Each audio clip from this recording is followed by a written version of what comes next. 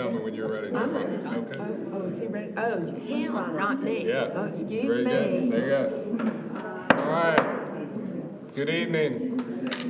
Good evening. Good evening. I love it. I love the response. Thank you. Thank you very much. Glad you're all here. It is February 3rd, 2025. Hope everyone had a great weekend. We'll start it off with the invocation and pledge. Councilmember Evans is going to do it tonight. So, please. You are welcome to join me in prayer. Thank you for this beautiful day. Thank you for the change in seasons that we see and feel. Thank you for the wonderful staff that we have working here and the great talents that we have. Thank you for the people present and help us to listen, be slow to speak, and give us wisdom. Amen. Amen. I pledge allegiance to the flag of the United States of America and to the republic for which it stands, one nation, under God, indivisible, with liberty and justice for all. All right, thank you very much. You may be seated.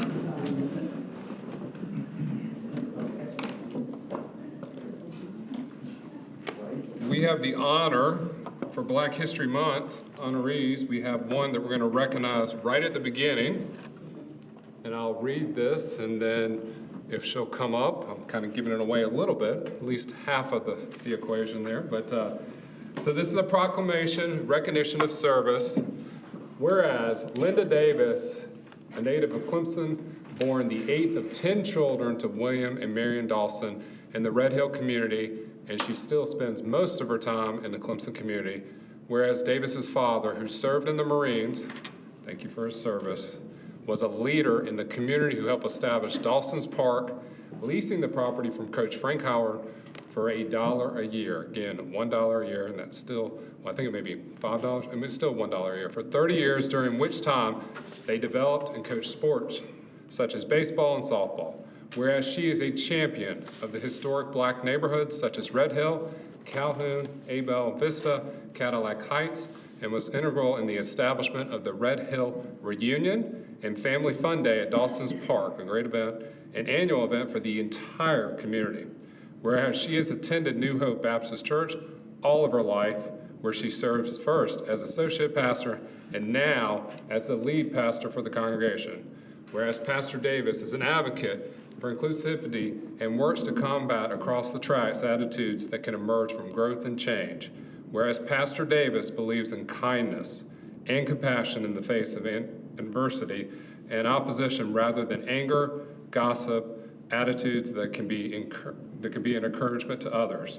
Whereas she has devoted her life to service from her time as the face of the IPTE office at Clemson University to her position as pastor, to her valued and respected leadership throughout the community, and strives to create an environment where all can thrive and achieve their best work. Now, therefore, I, Robert Halfacre, Mayor of the City of Clemson, on behalf of Clemson City Council, do hereby recognize Pastor Linda Davis for the impact she has had and continues to have on our community, for the honor, dignity, and respect she has shown to her community and has earned in return. In witness whereof, I hereunto set my hand and have caused the great seal of the city to be affixed this 3rd day of February 2025. Congratulations, Pastor Davis.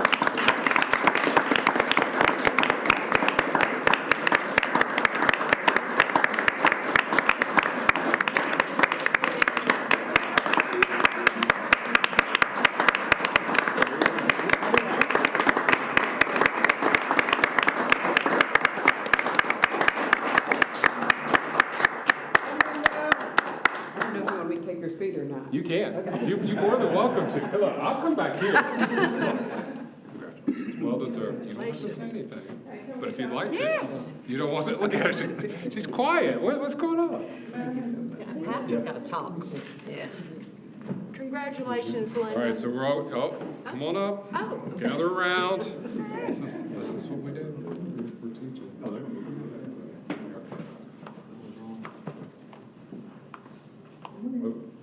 on in. Everybody come on. I've just been told which side to stand on. So. Really? Yeah. So it's a little short when I have to stand by you. One, two, three. Well, look at the smiles. Look at you. It gets quiet too. It does, doesn't it? We'll take it to family.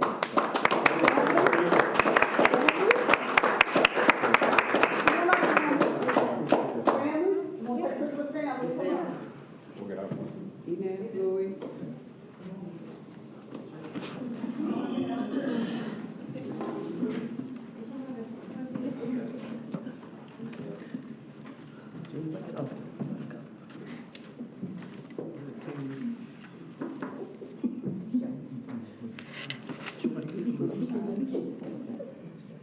Ready?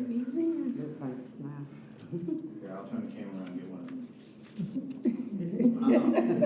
You're trusting Tal to take this picture, uh-oh. They're not trusting, they just know I can't run back to the phone. There you go.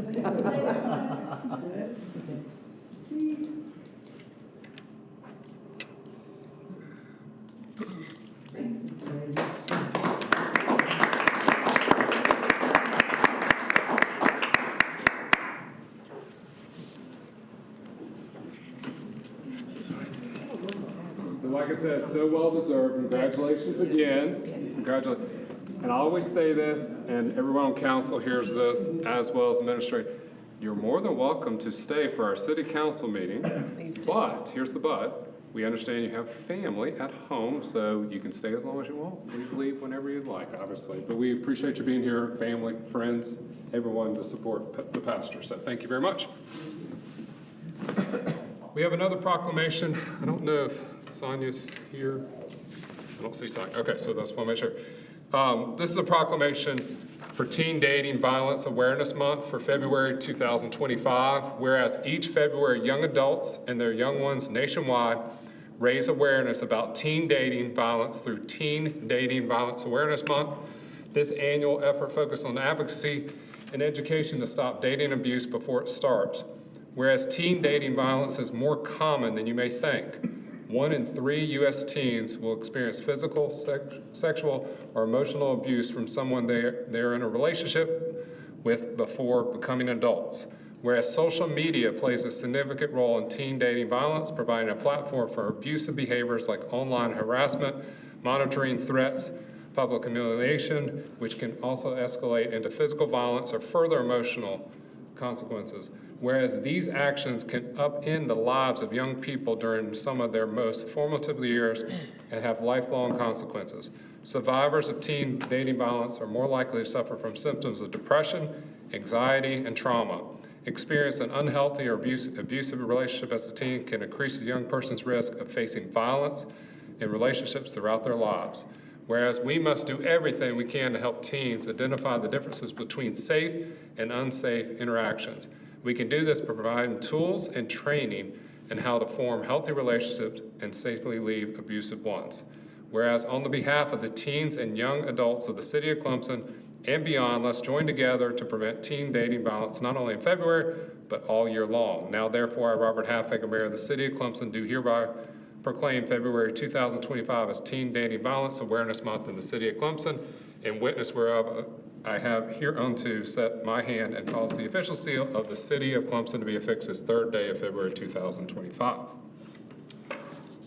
So no Sonia, just want to make sure. So Sonia, we appreciate her efforts and her championing this as well. So next is public session. Just want to remind everybody, you have a 3-minute limit per speaker. And I should have said right at the beginning, there are ADA accessible devices. I know that when you walk in, you see that as well, but I'll remind everybody. So you have a 3-minute limit. The floor is yours. So when you come up, please state your name, where you live. Jeremiah has the pad right there. He's pointing to it right by his name tag, or name plate, I should say. So come on up. This is your time to share thoughts, comments.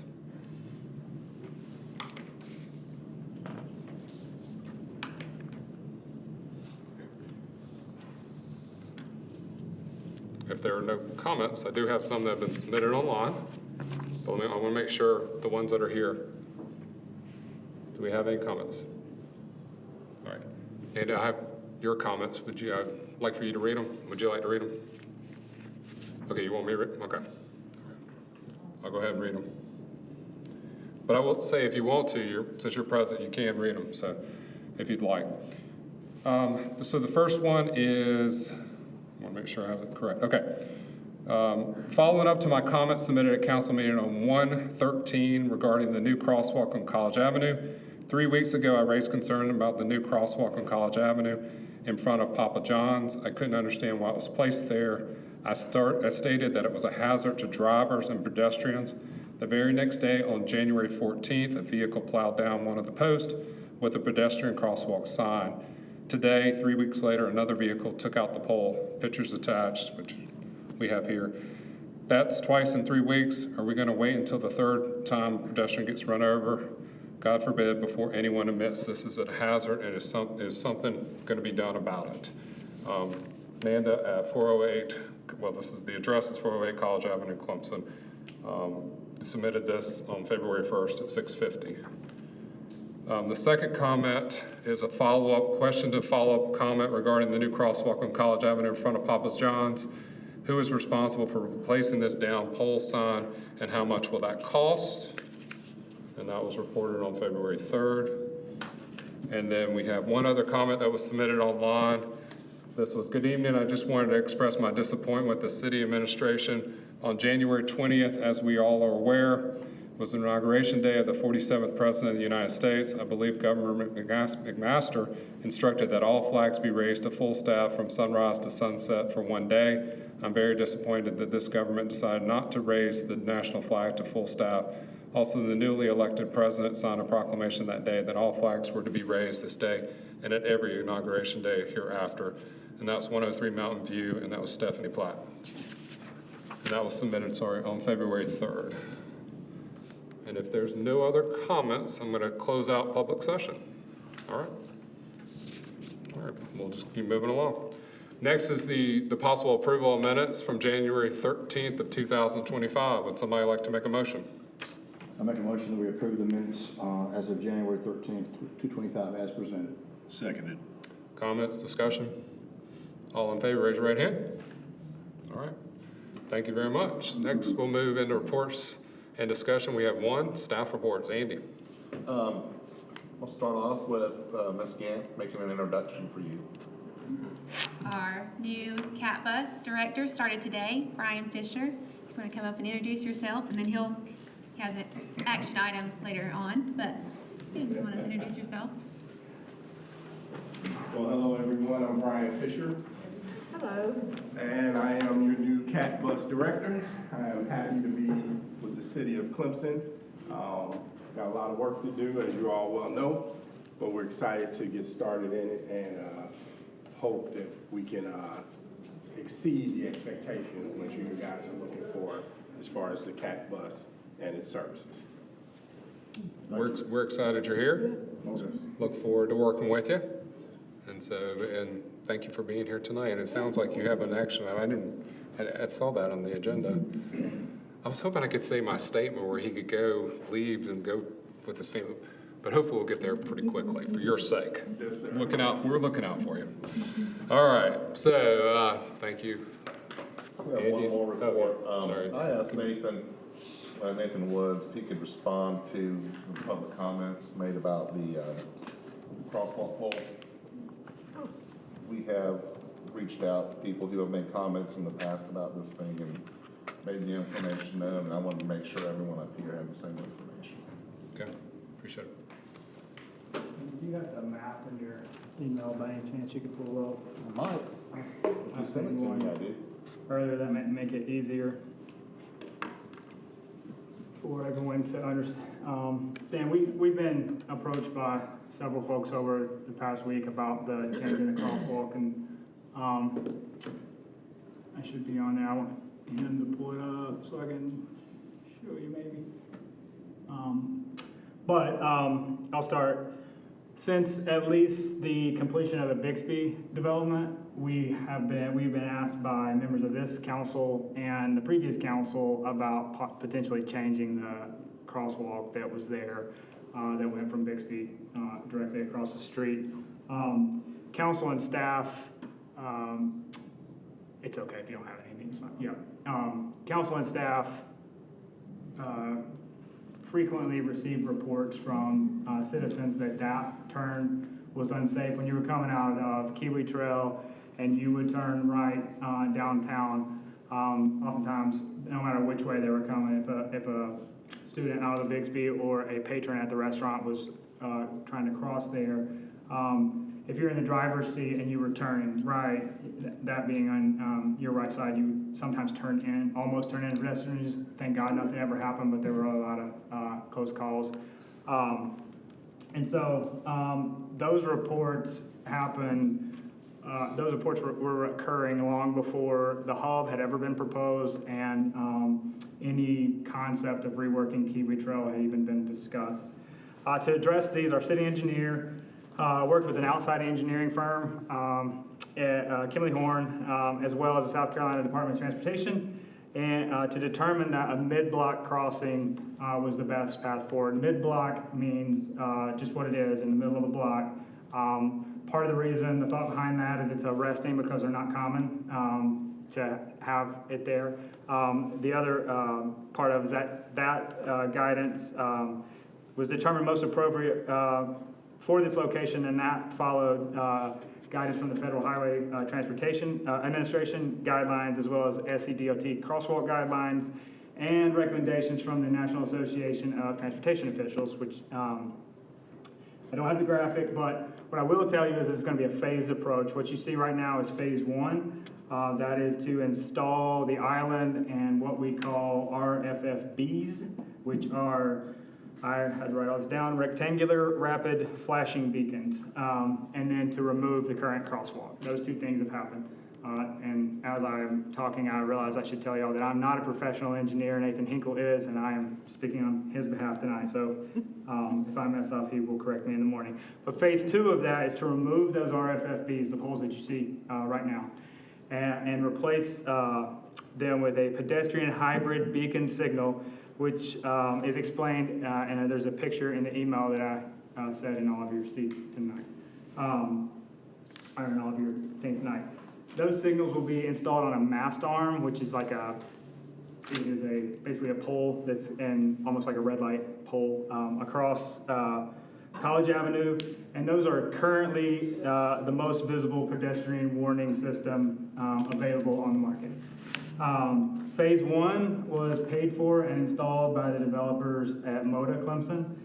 Phase two will be paid for and installed by the developer of the hub. To answer one of the questions that was written in this evening, I was asked to address the replacement cost of a pole when damage is filed to the insurance of the person or the driver who had the accident, or the driver that had the accident, and the cost of each of the current poles is about $7,000. This area was correctly designed to accommodate the left turn from Kiwi Trails, and drivers should not be using that middle lane as an acceleration lane. We had an email today that stated that that might be what's happening. That is clearly designed to swing out around it. We have heard complaints that that's not happening, but I can tell you from the construction that's going on there right now, we see dump trucks do it, so it does happen. But there are some changes that we are going to make to this. Number one, we have already spoken with, and they were very receptive to Papa John's. What we're going to do is the curb cut's not going to go away, at least not initially, until we were to do the full streetscape of College Avenue at some point. But what we're going to do today is there are arrows guiding folks around their parking lot, and they have agreed that they're totally fine repainting those to direct them back out on the Kiwi Trail, so then they'll catch that stop sign again and then be able to, instead of popping out there. And then we're proposing to, even though we don't think it wasn't the best look, we're gonna paint the entire concrete island yellow as another way to warn something. And as we are replacing these poles, we are going to search for black poles. Galvanized poles actually catch even old headlight beams and are reflective. I don't know how to explain it, but if you get up to close one, you can see they're in splotches. So they're reflective, but we will look for black ones because we heard that the current poles kind of blend in with the gray of College Avenue and all that. So we look for black poles, and then we are proposing that we may wrap those with reflective tape in 2 or 3 areas at the bottom of the pole, so folks will make it easier for them to see. And we're going to add more reflectors to that concrete medium. And so what I'll say in all this is there's been a couple comments, but like all things, and I say this all the time, change is hard. You'll remember that, a lot of you will remember when roundabouts first came to the upstate, especially Anderson County, there were instance after instances where folks just went straight through them. That's a rolled curve. It's supposed to happen. We certainly don't want poles torn up in the city at all. But the reality is that when those poles were hit, they functioned exactly how they were supposed to. They break off and fall rather than being any sort of concrete barrier or pole that would actually stop a car or truly damage a car. And then, so like I was saying, when those new traffic patterns were learned from the roundabouts, people got it. So we expected that it would take some time for people to learn these traffic patterns. So to be sure, 17,000 cars a day, vehicles a day, and we counted over a 15-day period, 253 vehicles drove by the new installation with no issues. Of course, we had 2 that experienced issues, and these have been installed since Christmas break. And then out of, we've heard from... Go back real quickly. You said 250. We have 253,000. Yeah, you said 253. I was just... I'm sorry, oh yeah, 253. We took a 15-day snapshot. 253,000 vehicles passed it, and 2 had the issues, obviously. And then out of all of our residents, approximately 17,000, we've heard from 3 that are uncomfortable with this change or asking for the crosswalks removal. And then finally, I'm just going to address a statement that was made at the end of the comment by the mayor.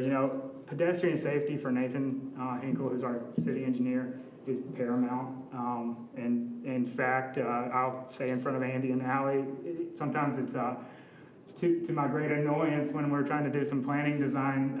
Safety is something that he takes very seriously, as does the city engineering department as a whole and the planning department as a whole when we are designing things. Our wish is that citizens all over the city, and we know that's not the case everywhere, feel safe wherever they would walk or bike, and that especially downtown as these changes are occurring. And I visit downtown with my children, I visit downtown with my wife, I obviously visited with my staff. And I have 2 parking enforcement officers that walk these roads all the time. We want it to be safe. So the idea that we would purposely turn a blind eye to pedestrian safety, or that it would take a pedestrian getting harmed for us to spur us to action is just, frankly, not reality and a little offensive. City staff is always available for an explanation. We have explained the placement of this crosswalk to several local residents, dedicating hours of staff time over the past few weeks. And while we never expect to change anyone's mind, and we are always open to criticism from any of you or any resident in town, I do hope that everyone in town is aware that in all instances, safety is paramount for us, and we do everything we can to ensure that everyone's safe. I'm here for any questions you have about these, but just know this is a stepped process until some things get developed. Things are expensive, and as we've been asked to in the past, we like to ensure that developers pay for expenses and changes that they incur. Yeah, absolutely. The 2 accidents that happened, were they just out of the blue? Someone texting and not paying attention? Did the pole jump out in front of their car? Everything I would say would be speculation, and I don't feel comfortable saying that. I didn't know if there was a I do know that single one car. pulled out of Papa John's, and that spurred us to my zoning administrator, Jacob Peabody, and Nathan went to Papa John's and said, hey, we had this incident. We would like to change the directional signage in here. Are you okay with that? And they were, yeah, awesome. No problem at all. And then, but I do know that you know, yeah, that's all. I Single, think of. okay, like single But car. single vehicle. Okay. One was a single vehicle, one was a single truck, pickup Okay, truck. I believe. so it's both single, okay. Yeah. Any other comments, questions? Thank you. Yeah, I mean, sometimes you just get accidents. I Yeah, had a Jeep roll through my front yard in a 25-mile-an-hour zone with nobody else on the road around it. It still rolled through my front yard and ended up in my neighbor's front yard. Yeah. Yep, just accidents Well, I happen. mean, I think the placement, there's been conversation about the placement of that crosswalk. But if you think about it, that sidewalk on the side where the motor is being built right now ends where this crosswalk goes. It's the natural place for it. Correct. I mean, you know, if you want people to stop at that point, if you didn't have it there, you had it before that, then we'd have people, and I've seen them doing it before in the past, is they try to circumvent all those barriers that were there, and they have a greater chance of getting hit there than you would ever have a chance of getting hit in that crosswalk. Yeah, so, and again, this is why some of these conversations are fluid, like, DOT guidelines change over time. They used to be, not in favor of certain things, and now they like the mid-block crossings. And to John's point, there will be a sidewalk down Kiwi Trail that will then tie into the sidewalk at Papa John's and go up to the, like, so we're not there yet in the development phase, but that will occur. But we are certainly not above, again, we're not above criticism, we're not above suggestions. We will, but I just want to let you know that we're doing everything we can. Yes, ma'am. And we can just trust that it'll continually be evaluated.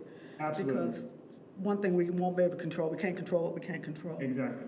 So if incidents occur, we take those very serious, is what you're Absolutely. saying. And we will evaluate, so it's not like set in stone and we do nothing. So No, we're no, no. constantly monitoring, reviewing, making Yeah. sure and taking those comments. There and in every part of the city, I can absolutely promise you. Like, accident-prone areas, and this is on our radar, absolutely. Accident-prone areas, we're constantly looking at how do we reevaluate that, because, again, safety is paramount to all staff. And not only, like, these were drivers, but we also have to think about, and I'm just thinking about it because he was just introduced, we're thinking about cat buses, we're thinking about future opportunities for public transit, bicyclists, everything that might come, so. Did you say 253,000? 253,000 over a 15-day period. Now, those are Nathan Hinkle numbers, so if I'm wrong, but yeah, Cars, cars. traffic, So about 17,000 a day. that is a lot of traffic. It is. Wow, I didn't know that. I didn't many realize people on knew. College Avenue. I But I mean, at 123, I get it. But not there, yeah, I'm with you. Yeah. We appreciate the Yeah. update. Thank I you. got a question. We Oh, go to the sorry. streetscape deal down the road. College Avenue becomes a two-lane road, right? Well, that will be evaluated by this council or another council in a public process, but obviously, one of the things that is adding to some of the confusion here is it's still, Alan may be able to quote me, I think it's still 35 right there, miles an hour. And so you are coming off 123, you can speed up to 35 miles an hour, and then you slow down right as you get to the one, like right in front of the churches. And we have quarterly meetings. Oftentimes it's Andy and Allie and myself, Nathan, you, Evan, some, with DOT, where we're constantly saying like, hey, can you lower the speed limit here? Can you add a speed bump? And a lot of times their answer is no, and they have they've got thick books of rules and why they tell us that. But the way to reduce speed is to make things tighter. That's why neighborhood streets are slower than 93 and 123. Unfortunately, downtown, you're balancing business owners' needs for parking, 1,000 different factors downtown. Downtown's not an outlier and all that. But yes, parts of it have been proposed in the past to go to one lane. Well, the light at Riggs and wherever, there at the bottom of the hill, that light, when those people are coming towards 123, is a drag strip going up that hill. And, I mean, if you reduce the speed to 25 miles an hour, Chief doesn't have any here. He doesn't have any here. There's a work order in to do that currently with DOT all the way to the lake, so they just haven't changed the signs yet. Okay, see? You want to? You put a request to change it to 30, from 35 to 25 from Edgewood all the way to the other side of the train trestle where the lake is. Yeah. So that will all be 25, but it's on their work schedule, so we don't know when they're gonna install the speed limit signs, but that's already on Well, I mean, from an enforcer's perspective, that'd be a nightmare the, yes, for a while. Right, and I Lots of revenue though. maybe. It's gonna be too slow. and that's been another, The state gets all the revenue, we don't. that's been another suggestion is, you know, why don't we stay permanent, enforcement out there and that, you know, we can't. So, but we, to Alicia's point, we're continually evaluate things and if something comes up, like, we're not above being wrong, absolutely. Thank you, Nathan. Thank you again for the update. Very thorough. Appreciate it. Any other staff reports? Okay. All right. Next, we'll go into policy action. Just, We still have to meet tomorrow? Yes, Okay, just making sure. Still have what? our meeting tomorrow. Oh, Yeah, they threw it. yeah. so next we got policy action, 2-minute limit per speaker. Just remember that. First is to consider just first read of an amendment to 2024 R05 vesting nonconformities. And Jacob, it has Jacob listed, but I guess that's Nathan. Yeah. So, but I know, did you want to add anything to it?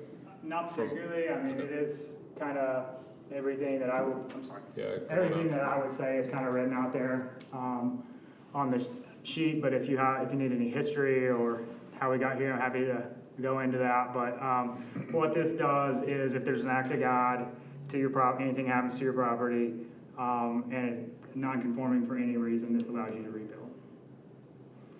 The only thing it doesn't cover, which I've been asked, is if an owner initiates a change to their property on their own, it doesn't cover that, but it vests the rest of it, everything else. But if it's a permitted change, it would be covered, right? What do you mean? Added on or whatever the case may be, you just said they wouldn't be covered for added.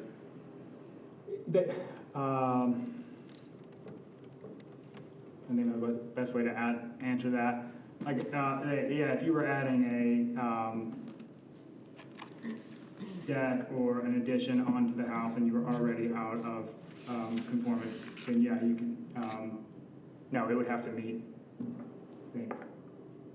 Of course, you're gonna ask me the hardest question. Anything new you built would have to be under the current standards. Current standards. That's why I said if it's a permitted addition, then it would be included. But if it was permitted 20 years ago and it was okay then, and it no longer Not a new conforms. permitted, but yes, any, yes. So, wait a minute, so if you had a house that was permitted in 20 years ago, and then you added on another piece that was permitted 5 years ago. And something happened, and it was still out of conformance, then yes, this would cover it. Okay. Yeah, all right, yeah. I didn't understand what you're saying, yeah. Okay. I think. Yeah, but not the splice words. That terminology were caused by forces beyond the owner's control, I think is a different term than the acts of God term, which is an insurance term. What term are we using? Forces beyond the control of the owner. That's a lot more expansive definition. So that's the terminology we're using. Well, that would encompass. That's different than acts of God, though. But if a car hits a deck and wipes the deck out, it's not force majeure? I'm saying there are instances, that being a wild example, but one that would be in addition to weather or something like that, yes. Yeah, and that would be under the insurance definition of acts of God, too, though. It's Okay. probably fine, but when we describe it, we shouldn't use the terminology acts. You mean, so you're saying that a car hitting a deck is the act of God? No, I'm not making a theological. I was gonna say, I This didn't is not a think so. theological commentary, it's just insurance uses that terminology to be Right. very specific. Okay. So maybe we should use that terminology.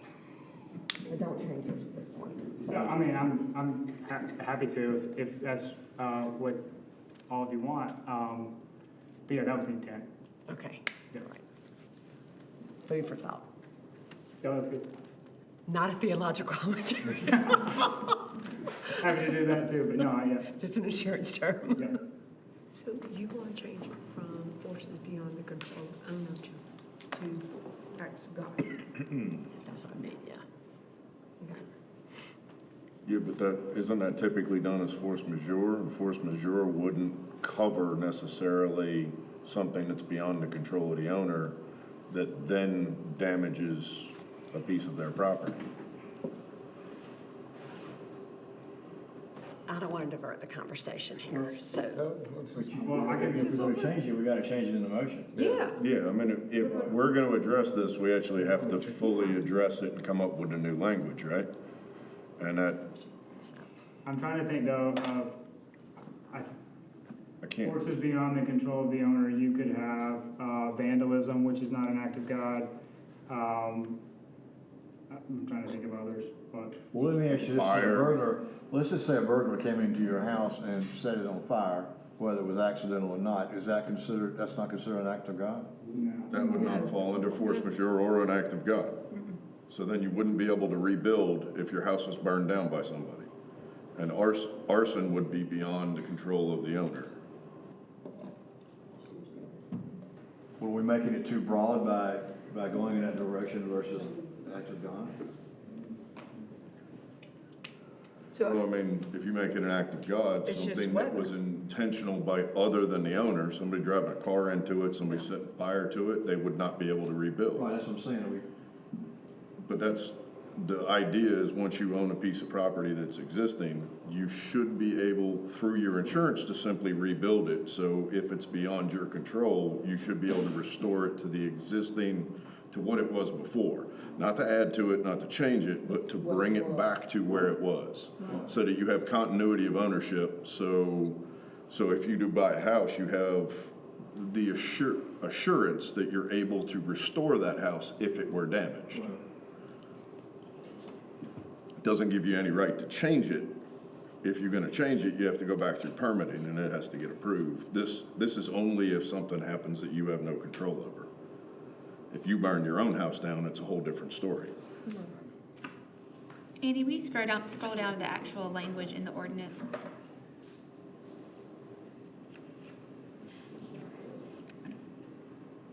Keep going.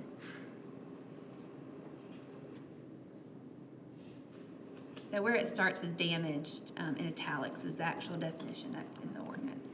Number 2? Under E. Under E. But number 2 under E or E? E. Be italicized. Oh, okay. Oh, there it is, okay.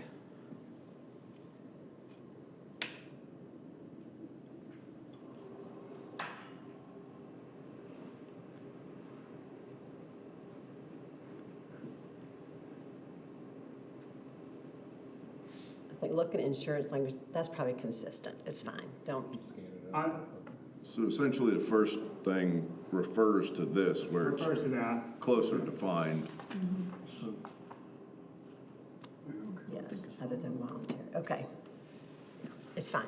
So probably what we've done is I misspoke by saying act of God is probably more accurate here in that You language. was using it as an example, but there are other examples. That's great. Thank Makes you. sense. Yep. Thanks. Good comments. The public. It's your opportunity. If you'd like to make any comments, please. If not, would somebody like to make a motion? I move that we we approve the first reading of an amendment to 2024-R-05 vesting nonconformities. second. Okay. Any other comments, discussion? All in favor, raise your right hand. All right. Thank you very much. Next is other policy items. Review the CAT bus agency safety plan as required by the Federal Transit Administration. Yeah, and I know I presented it last time. I asked Brian to come. He said he just wrote one at his previous job. So if you have any specific questions for it, you can ask Brian. No pressure, right? Just jump right in. No pressure. Wow. Wow. Any questions for Allie, Brian, or anyone else? Any discussion, comments? Public? All right, would somebody like to make a motion? I make a motion, we approve the CAT bus agency safety plan as required by the Federal Transit Administration. Second. Okay. Comments? There was like ties there. But comments, discussion, all in favor, raise your right hand. All right. Thank you very much. Brian, thank you. Thank you. Enjoy your family time. Safe travel. There you go. Next is mayor council reports, comments, new business.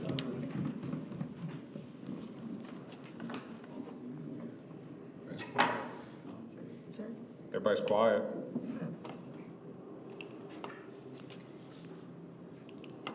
All right, if there are no comments. I'll just make one comment that Savannah Bananas sold out. Unbelievable to think about. 80,000+ end of April for a family event. Very excited for that. Yay. Good atmosphere. Great regional economic impact for our whole community and a lot of families in town. So keep that in mind, the end of April. Thank you to Clemson University for hosting and partnering with us, and also the Savannah Bananas for the first one in a college stadium. So it's very exciting to see. So, any other comments? Chief, did you? Oh, Carol. Question you asked me earlier. Oh, we good? Okay. All right. Next, possibly go into executive session. I'm going to read each item. It's discussion of employment, appointment, compensation, promotion, demotion, discipline, or release of an employee or person regulated by a public body, or the appointment of person to a public body. South Carolina Code Section 3470A1, Sustainability Committee and Economic Development Advisory Committee. Also, receipt of legal advice where the legal advice relates to a pending, threatened, or potential claim and or other matters covered by the attorney-client privilege and or settlement of legal claims, or the position of the public agency and other situations involving the assertion against the agency of a claim. South Carolina Code Section 3470A2. Civil action 2022 CP 39000034, civil action 2024 CP 39000901, civil action 2025 CP 39000042, and then 2022 grain annexation, and then last Freedom of Information Act policy. Lastly, discussion of negotiations, incidents to proposed contractual arrangements and or proposed sale or purchase of property. South Carolina Code Section 3470A2, recreational property. Would somebody like to make a motion to go to executive session? So moved. Second. Comments, discussion, all in favor, raise your right hand. All right, thank you very much. We will be back.